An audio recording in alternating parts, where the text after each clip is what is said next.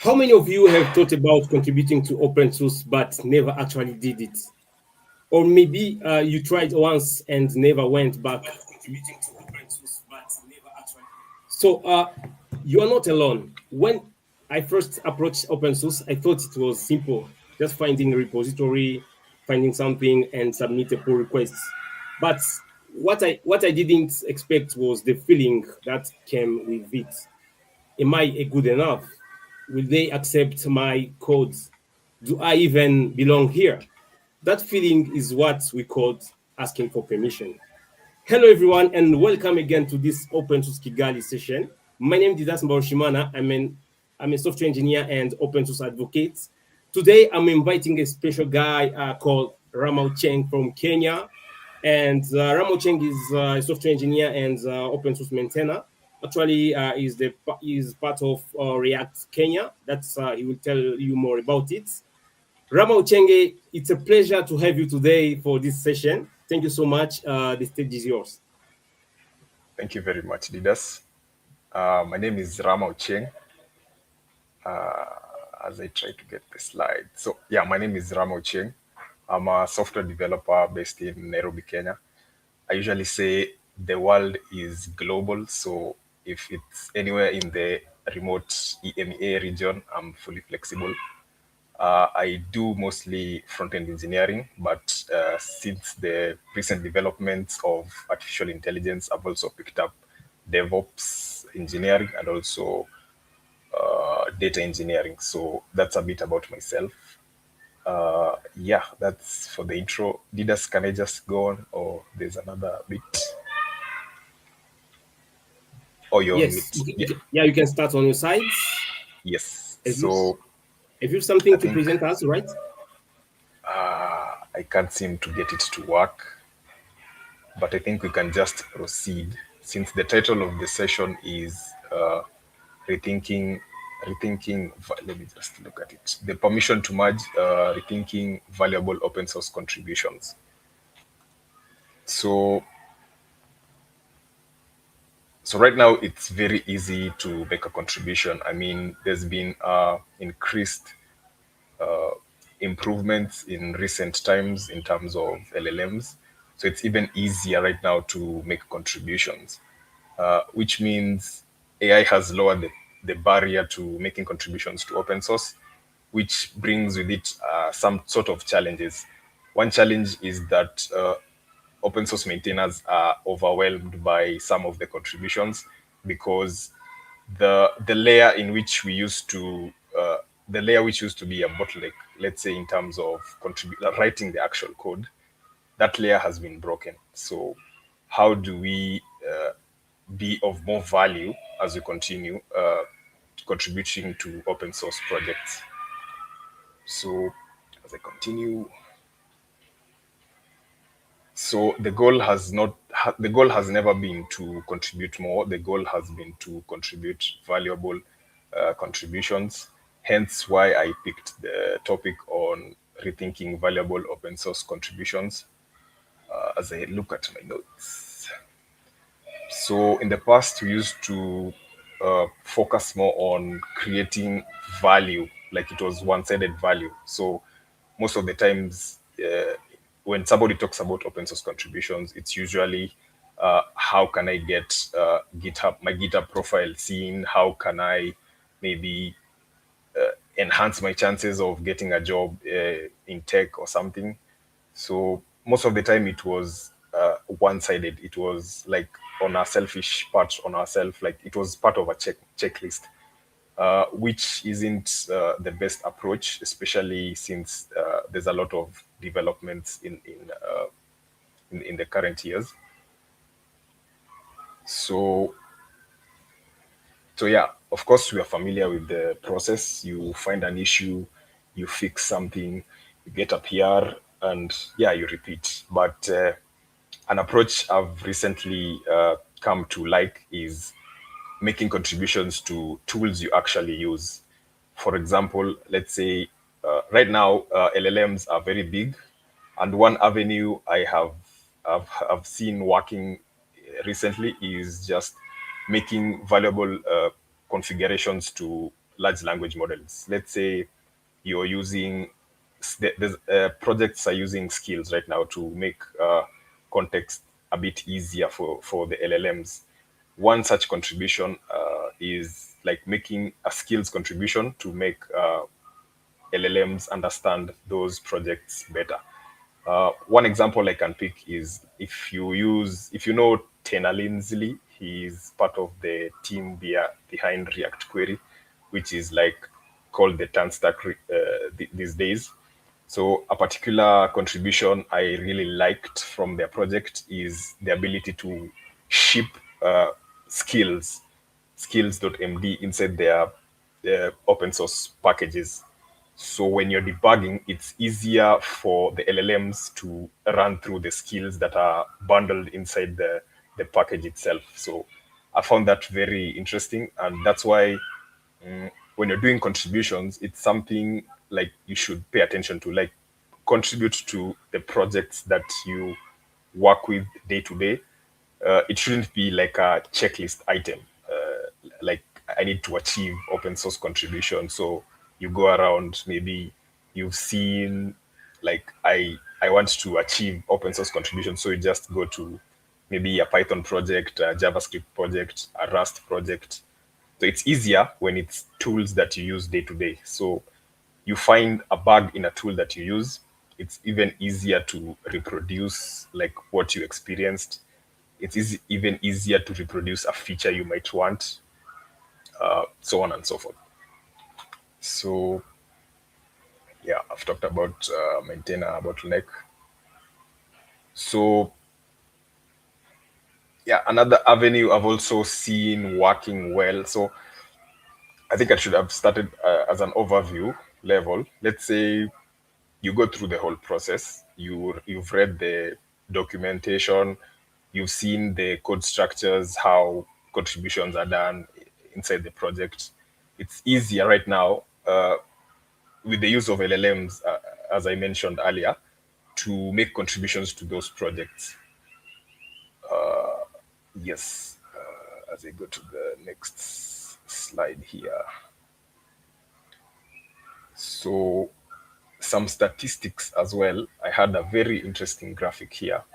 So out of the 8 billion humans that exists online, let me just get that. Are you able to present your slides? You're not able, right? Right? There's a technical issue on my end. Yeah, sure. Yeah. All right. Yes. Okay. So there's a graph I read the other day where it showed out of 8 billion users, only 0.3% have paid for an LLM model. And out of this 0.3%, I think it's out of like the whole population, only 0.03% are actually using like these products technically. Like let's say me, Didas, or you who is currently watching, those are the people who are doing it technically. So when there's like noise around, when like AI is gonna take our jobs in terms of development, it's usually you're usually inside the 0.03% of people who are actually technically inclined with this project. So which means you're very early into this, and there's a lot of opportunities to take advantage of as well. As I scale through some skills. Yeah. So are there any questions in the chat? Maybe as I recollect my thoughts, leaders. All right. Okay. Not yet. Not Yeah. yet. So yeah. So yeah, execution right now is abundant, but making an actual judgment about the contribution is where your skill lies right now. So most of developers right now are sort of caught in between the maze of like redefining their value. Like for the longest time, we've relied on actual execution. Like most of our value was drawn from I can write code, and I can deploy code, I can debug code, and yeah, right now the execution layer is has been taken over by these large language models. So what is left for you and me is to actually be technically savvy in our various fields of domain. What do I mean by that? It means that right now AI can write JavaScript code. What it can't do is create the architecture that is needed to help this JavaScript code to run, which is why fundamentals are still very, very important. So maybe somebody asks, how can I, like, somebody is worried that AI is going to take their job. I don't think that's possible in the near future because most of these LLM models rely on memory, which they don't have.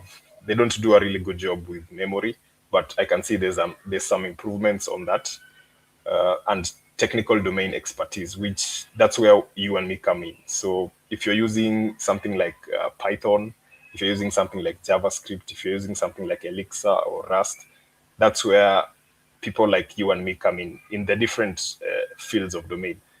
Let's say you do front end, you do back end, you do data engineering, you do DevOps engineering.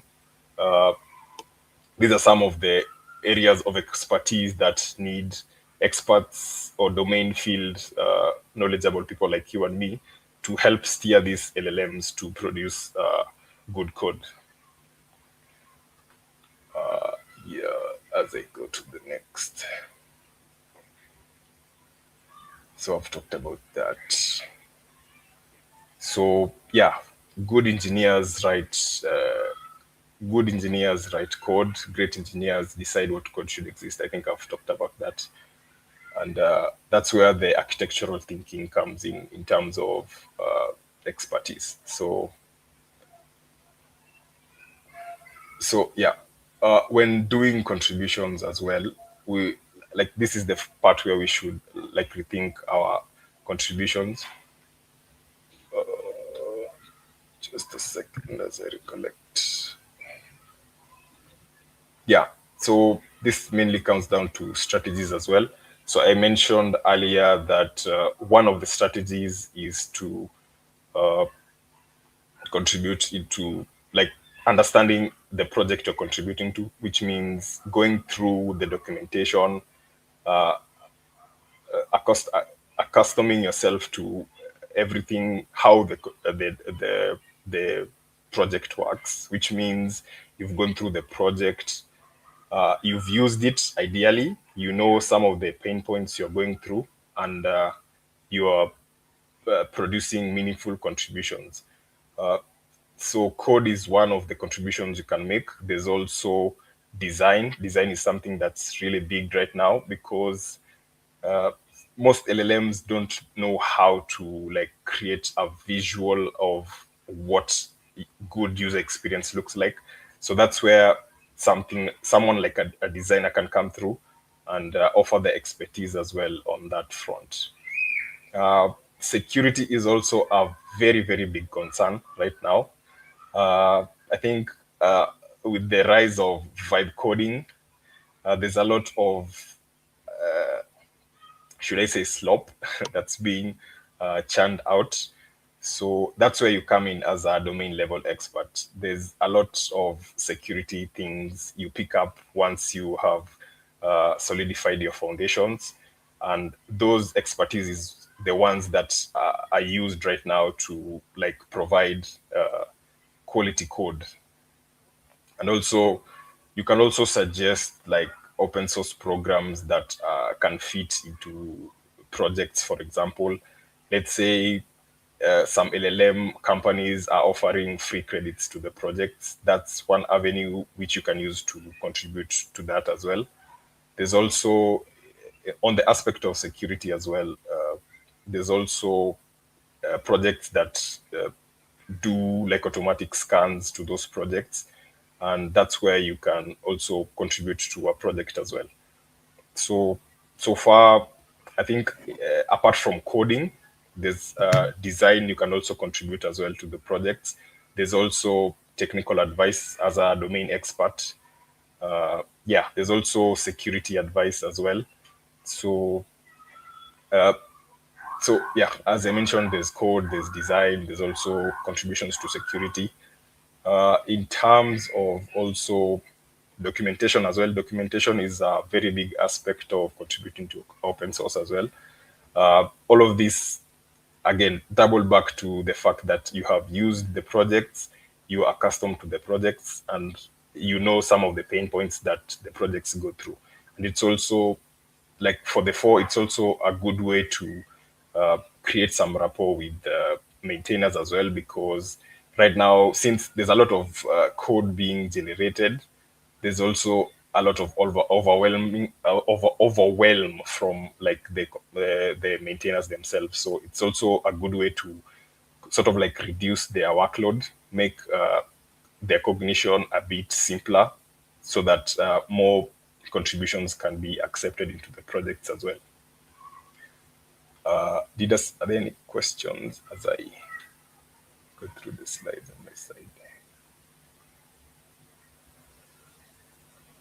Oh, you're mute. You're mute. Okay, can you hear me right? Yes, yes, I can hear. So, Rama, how should developers handle the rejection or silence after submitting a pull request? Or rejection. Yeah, so So how a developer can handle those things, the rejection or silence after submitting a pull request? so a good approach I've seen is Yeah, looking for like the project maintainer. So I assume the project has like a team. So a good strategy I've used and seen being used is like being accustomed to their social networks. So maybe find out if they have a Twitter account, find out if they have a LinkedIn account. Make sure, at least make sure that you have followed the contribution guidelines, because most of the times you find it's a matter of maybe I didn't see some, because there's like many strict maintainers, I could say, not like strict like they are bad people, like strict in terms of there's some standards that are set for certain projects. So if you maybe check the boxes, it's also easier to like nudge some of the maintainers. I've seen some projects who have Slack messaging like channels, Discord. Those are some of the places you can find the maintainers. Maybe give them a small nudge, because at the end of the day, most open source projects are like can I say, you do them outside of work. Like most of them are not well funded, so it's more of like the contribution, the maintainers giving like their time, their expertise outside of maybe their life, because some of them I assume have a life outside maybe the project. So yeah, there's those aspects as well. So just uh, find a good balance of looking for them outside of the project, uh, taking advantage of some of the channels, and yeah. yeah. So I mean, to find them, you need to go to the to communities like that. So that's Yes. remember that I remember when I started contributing to Django. Yeah, it was not easy for the first time. Yeah. I had some rejection, so I tried what you said, like find those people in the community. So I did it, yeah, and it went well. So, Yeah. okay, all right. So, if someone here want to start contributing like next week, so what are Yes. the first three things that they should do exactly? So the first thing I'd say, identify a project you use ideally. So Yeah, there's different methods you could use. One is to, like for example, the project I mentioned, like Tanstack Query, for example, maybe Tanstack Router, Express.js, like different projects, Django, Flask. Like it's something you use day to day. It's something you're accustomed to. But if it's not like a project you use, there's specific tags you can use on GitHub. So there's the good first issue, which is like for if you are totally new to open source contributions, like you don't know you have your technical skills, but you don't know which projects to contribute to. You can use like a boolean search on the search. How can I say, on the search bar on GitHub, and just do like you can just search for help. No, good first issue is good for beginners, and once you at least have some experience, there's some more technical tag which is like the help wanted tag. So that's more of like for experienced people, like you have a hang of doing Yeah. contributions. That's like how you can do it. So there's two tags. So ideally you have some experience with the project, you've seen a gap that a project can address, you've seen a bug that the project has, or it's completely greenfield and you want to like make contributions in your free time. So there's tags on GitHub and there's projects you're accustomed to, you're used to. Sure, sure, Yeah, sure. yeah. So, okay, so why do you think many developers feel like they need permission to contribute to open source in the first place? That's a Yeah, good question. So I feel maybe, how can I put this? like so, like okay. So what do you think? Like, okay, so what do you think? So why do you think they need permission? Like, okay, for example, I need to contribute today to open source. What do you think that I need permission to contribute to an open source in the first place?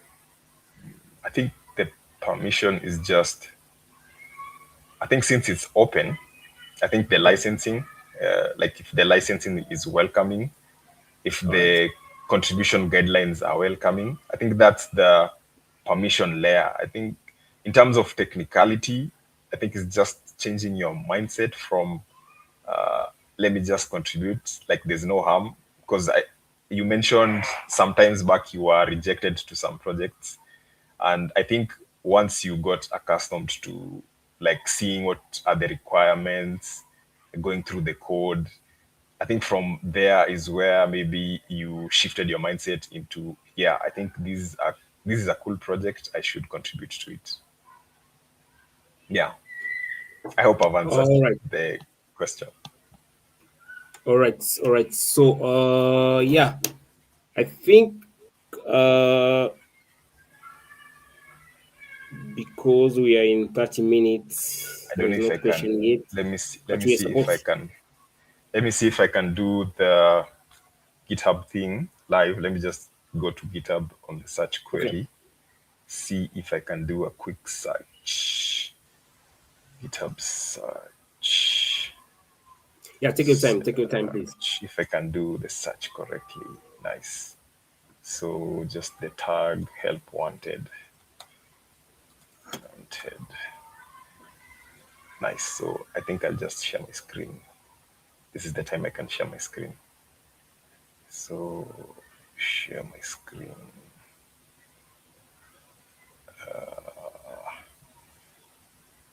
Let me share.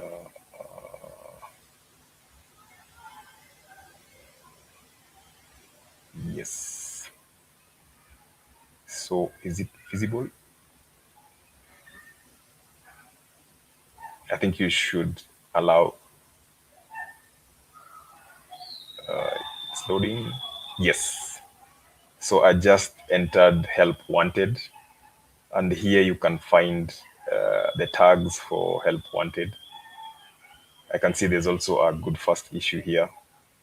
So this is how you do basic like scouting for the tags. Let me just press that as well. So yeah, so these are like the top projects with the good first issues.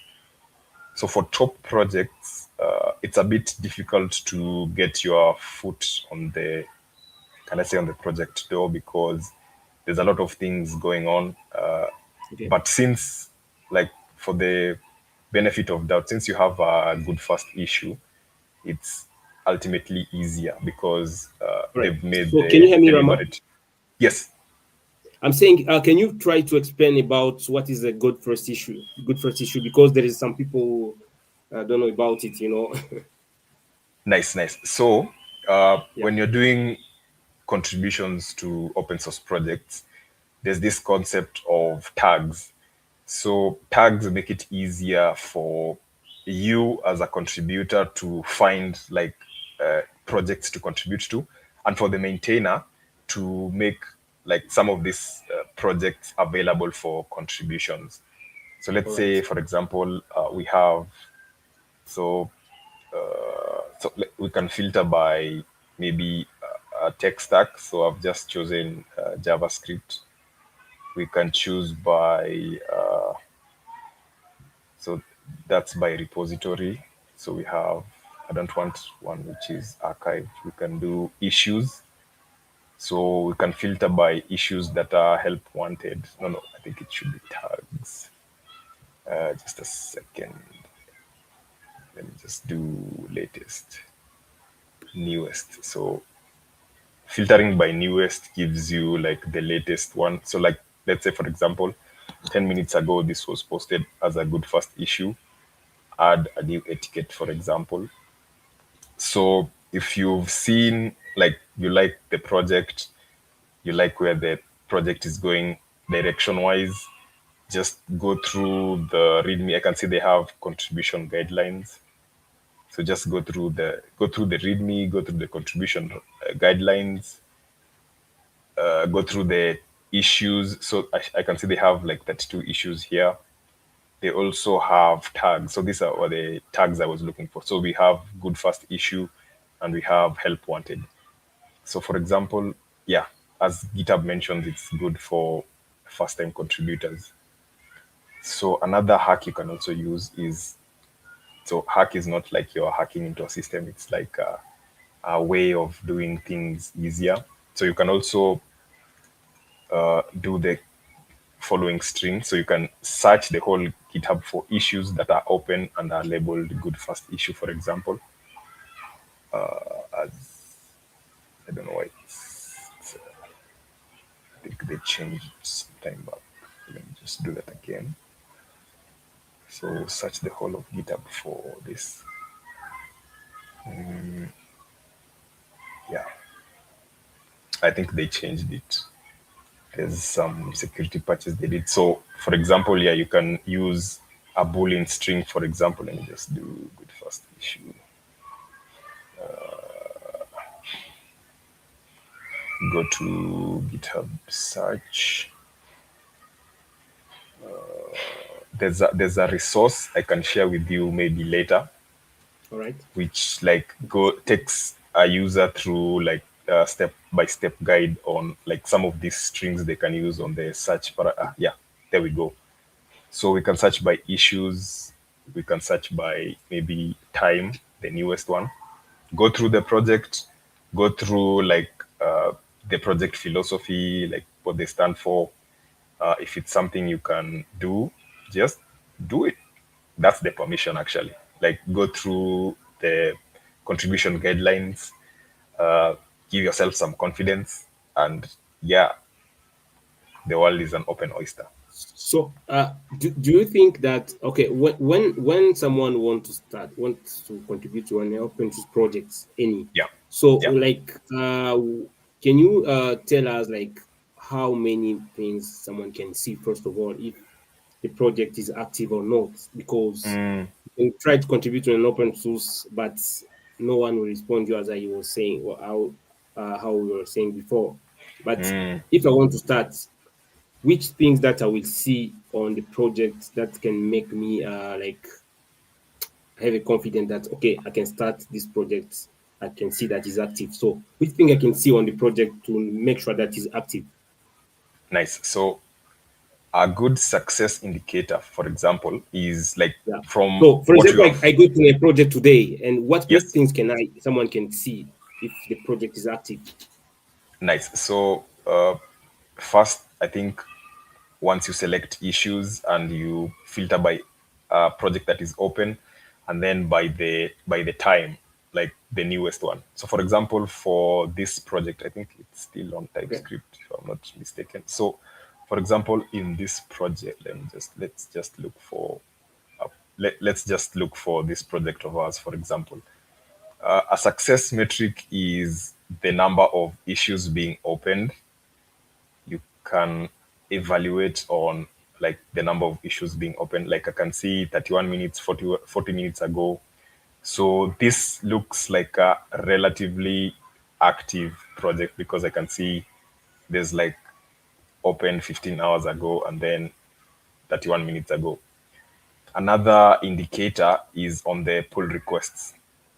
So if you want to get good success, go to the closed tab of our projects of pull requests. So I can see there's a pull request that was merged 1 minute ago, 23 minutes ago, 42 minutes ago. So which means there's like good velocity on this project. I don't know what the project is.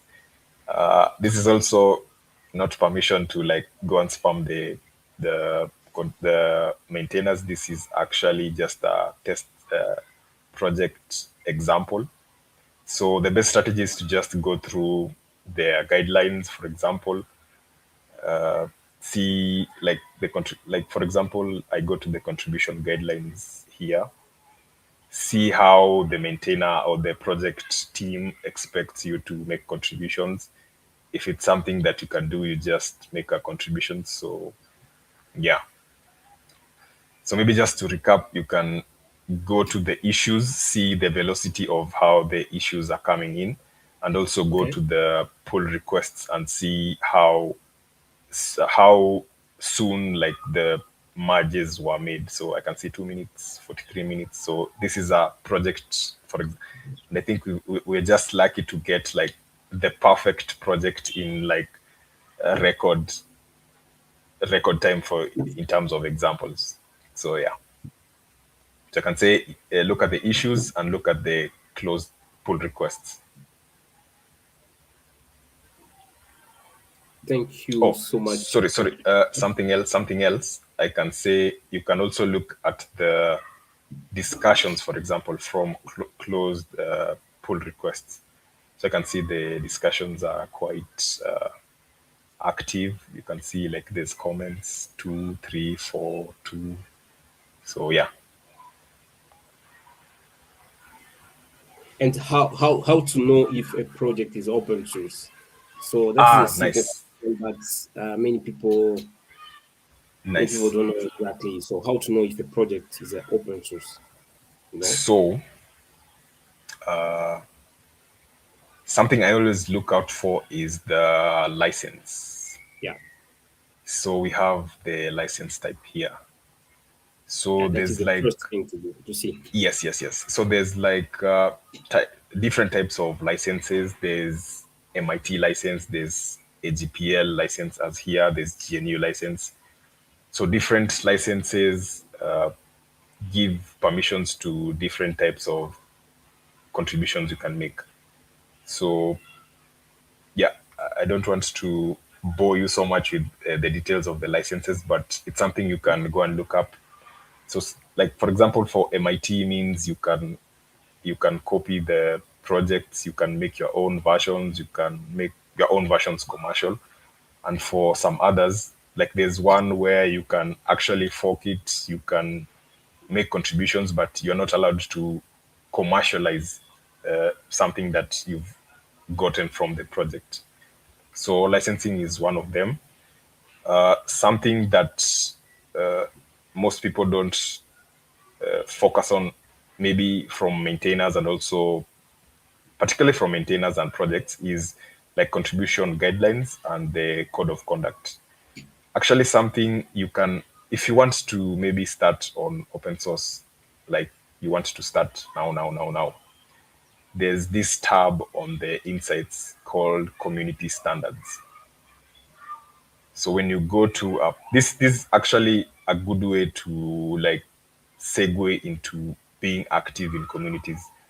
So GitHub has provided a list of community standards that like make it easier for projects to receive contributions. So it's like a checklist. So you have your README, your code of conduct, your contribution guidelines, your license, a security policy, issue templates, pull request templates. So when you go to a project, go to the insights. Ideally, most of the time, you don't have like these two, maybe no license as much as it's an open source project. So yeah, these are some of the things you can start doing, like maybe after this presentation, after you've watched this presentation and it's something you want to like get your wheels going in terms of open source contributions, this is somewhere you can start. So the readmes, the code of conduct, just find a way to offer contributing to the projects in terms of these document items. And yeah. Yes, all right. So thank you so much, Rama Ochieng. So because we are running after time, let me just Yeah. take one question for the Yeah. public. Okay. Or anything from the tongue. Why is my team the most This followed? is a very good question. So Wait. yeah. So I think it's popular because, how can I say it? Most projects are, can I say they're generous? It's a it's a bit of a interesting question. So most projects are generous in terms of how they are maybe built by the original maintainers or the creators. So for example, the packages we use day to day, most of them are open to like replication. Some of the good projects, I don't know if I can get an example. Let's say for example, I don't know if, do you know about there's a project called, okay, so we have something like OpenClaw, for example, which has different forks. Let's say, for example, the company called Kilo. There's a company called Kilo Code who have their own version of OpenClaw called KiloClaw, for example. So, which means the maintainer of OpenClaw has opened it up to the public to legally make a fork of their project and make their own version, their own rendition of the project as well. I don't know if I'm making any sense that line. So it's more of like they're generous to the community. Like I've done my fair share of development. So this is something you can take and you can run away with it and do whatever you want. If you want to commercialize it, yeah, at least the accolades of the architecture comes back to you. But directly getting return from it directly, I don't think it's possible. But I think the accolade of being the initial architect of that framework comes back to you. I don't know if I've made any sense in Invictus. All right. So thank you so much again. For those who want a recap, you can try to watch again this session. Thank you so much, Rama Ochieng, for being here and for your time today. Yeah, All right. So yeah, he said that so you mean that he understood what you said. Thank you so much. All right. nice. So see you next time. Bye. Cheers, everyone. Happy contribution.